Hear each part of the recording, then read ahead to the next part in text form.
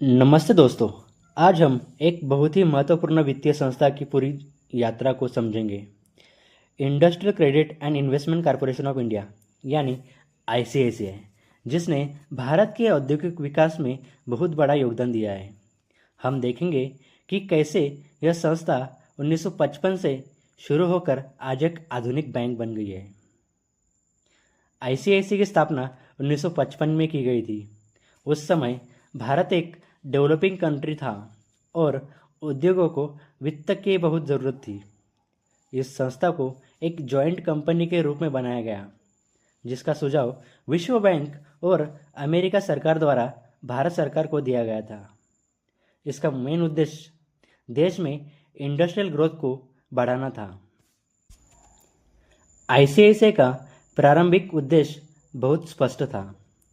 पहला, उद्योगों को लॉन्ग टर्म फाइनेंस देना ताकि वे अपने बिजनेस को बढ़ा सके।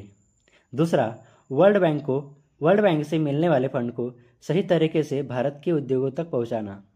और तीसरा, भारत के कैपिटल मार्केट को मजबूत बनाना ताकि निवेश और विकास को दोनों को बढ़ावा मिले।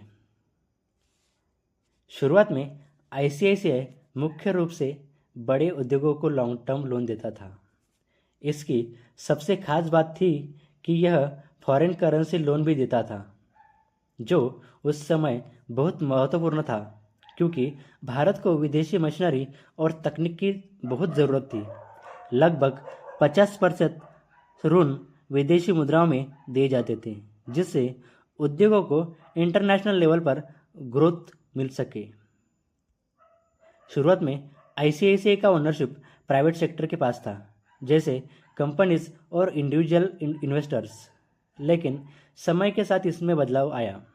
अब इसके बड़े हिस्से स्वामित्व पब्लिक सेक्टर इंस्टीट्यूशन के पास है, जैसे कि एलआईसी, जीआईसी एंड अदर विभिन्न बैंक्स। इस बदलाव ने आईसीआईसीआई को और मजबूत और भरोसेमंद बनाया। सेवाओं का विस्तार। समय के साथ आईसीआईसीआई ने अपने सेवाओं को और बढ़ाया।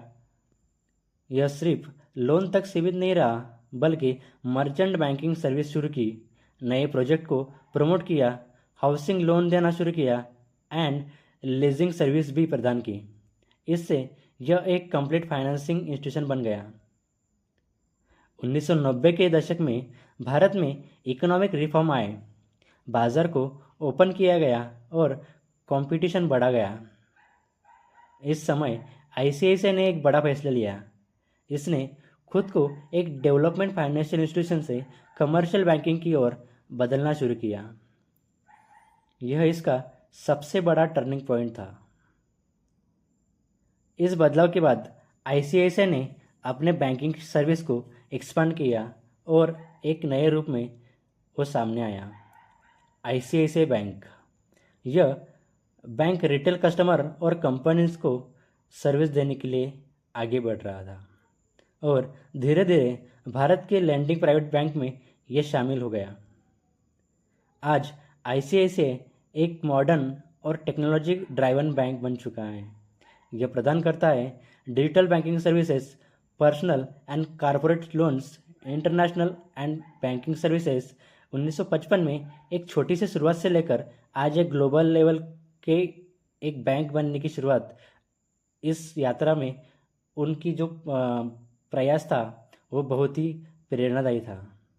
अगर आपको ये वीडियो अच्छा लगा हो तो कृपया लाइक कीजिए, शेयर कीजिए और सब्सक्राइब कीजिए, ताकि ऐसे ही वीडियो हम आपके लिए लाते रहें। Thank you.